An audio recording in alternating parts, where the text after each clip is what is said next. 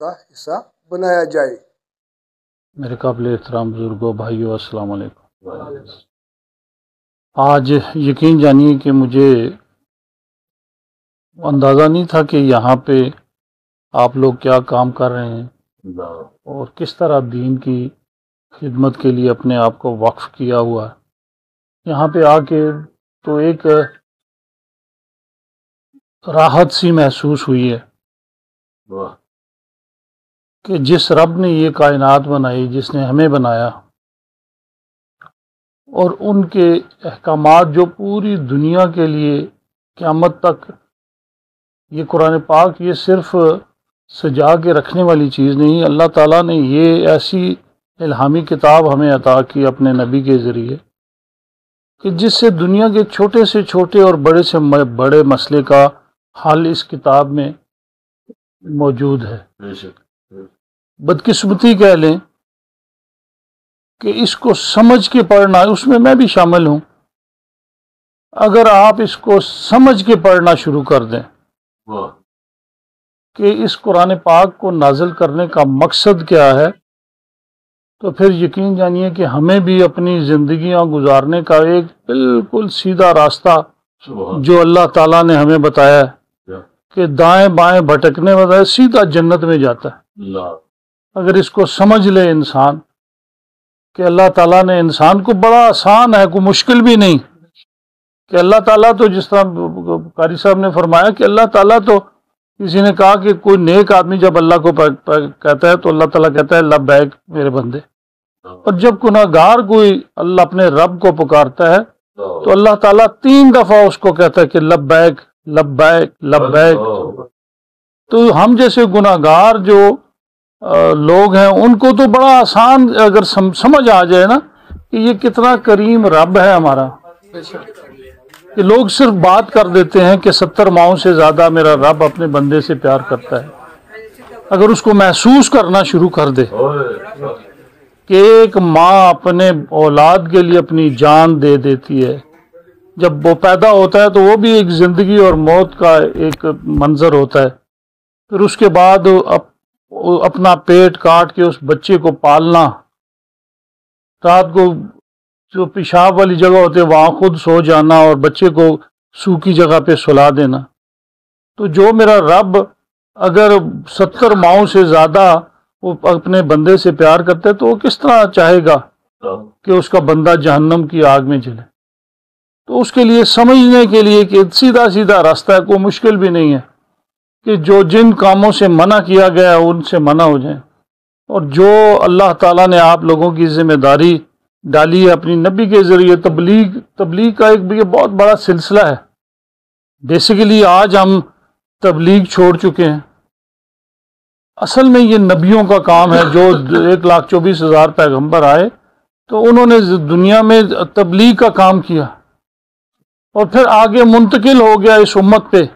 وہ کسی بھی صورت میں اگر آپ دین کے لیے نکلتے ہیں، اس کی تبلیغ کرتے ہیں، تو میں سمجھتا ہوں کہ آپ اپنے نبیوں کا جو سلسلہ ہے اس کو جاری رکھیں، اور جب بندہ جس مقصد کے لیے اس دنیا میں آیا اگر کامیاب ہو جاتا ہے تو پھر یہ دنیا بھی اس کے لیے عزت کا باعث بنتی ہے، اور آخرت میں بھی اللہ تعالیٰ ان کے ساتھ بہترین معاملات کرتا ہے۔ تو اللہ تعالیٰ آپ تمام دوستوں کو ہمت دے کہ جس طرح یہ آپ خوبصورت انداز میں جس طرح یہ اللہ تعالیٰ کی جو کتاب ہے اس کو سنبھال کے رکھتے ہیں، اور جو اوراق ہے یہ مذہبی طور پر مجھے زیادہ ڈیٹیل تو نہیں پتا کہ دفن کرنا زیادہ بہتر ہے یا اس کا کوئی اور طریقہ بھی ہونا چاہیے، تو اگر تو یہ اس کے علاوہ بھی اگر کوئی طریقہ ہے تو وہ مجھے بتائیں۔ تدفین کے لیے یہ جو رکھ سرکار ہے یہاں پہ کوشش کروں گا کہ یہاں پہ آپ ایک اپلیکیشن مجھے لکھ کے دیں، میں دانیال کی ڈیوٹی لگاتا ہوں تو انشاءاللہ امید ہے وہاں پہ کچھ ایریا مجھے بتا دیں کہ کتنا ایریا آپ کو چاہیے، تو نہ بھی ہوا تو زمین میں اپنی کہیں نہ کہیں کوئی زمین کا ٹوٹا آپ کو دے دوں، تو وہ میں دیکھ لوں گا جی۔ یہ اڈیالہ جیل کے پاس سے کوئی ایک جگہ پڑی ہوئی ہے میری، کچھ 3-4 کنال ہے یا 5 کنال ہے، ساتھ ایک جگہ ہے جی گورکھپور جگہ ہے، اگر تو یہ ادھر ہو جاتی ہے تو ٹھیک، اور اس کے لیے پھر تو یہ بالکل سڑک سے تھوڑی سی ہٹ کے جگہ ہے، بلکہ میں پچھلے دن آج اتنے پلاٹنگ کرنے لگا سا تو شاید اللہ تعالیٰ کی منظور نہیں سی تو انشاءاللہ بیٹھ کے جی اب آپ سے مجھے آ کے نہ تسلی ہوئی ہے کہ اللہ تعالیٰ یہ بیٹھ کے تقریروں کا تو موقع نہیں ہوتا اس طرح کے یہاں پہ موقع پہ آ کے یہاں پہ آپ کے ساتھ بیٹھ کے آپ بھی ممبر ہیں مجھے ممبر بنائیں اور اس میں ہر مہینے میرا بھی کوئی حصہ ڈالا کریں مجھے بتایا کریں کہ اس میں میں آپ کا ریگولر ممبر بن جاؤں اس میں اللہ تعالیٰ ہمیں توفیق دے کے اس نیک کام میں آپ کا ساتھ دے سکیں دل سے دل کی عطا گرہیں تو شکر گزار ہوں کہ آج ہمارے دعوت پہ وہ تشریف لائے اور اس نیک کام میں ہمارا ساتھ دینے کے لیے یہاں تشریف لائے۔ قرآن پاک ایک معجزہ ہے اللہ تعالیٰ کی طرف سے، نبی پاک صلی اللہ علیہ وسلم کے زبان سے ہمیں یہ معجزہ ملا۔ یہ صاحب قابل ستائش بھی ہے، قابل ہدایت بھی ہے، قابل شفاعت بھی ہے، اور یہ ہمارے لیے عمل اور علم میں ہمارے اضافہ فرمائے، ہمارے اس کام کے نتیجے میں تو اللہ تعالیٰ اس کا ثواب سارے لوگوں کو پہنچائے، ہمارے والدین کو، ہمارے اولادوں کو صدقہ جاریہ بنائے۔ میں اس موقع پہ کہنا چاہوں گا کہ شہید و راحق کی تدفین کے لیے ہمیں بڑے مسائل کا سامنا ہے۔ حکومتی سطح پہ یہ کام نہیں ہو سک رہا، حکومتی سطح پہ یہ کام نہیں ہو سک رہا، یہ انفرادی طور پہ اجتماعی طور پہ کام لوگ کر رہے ہیں۔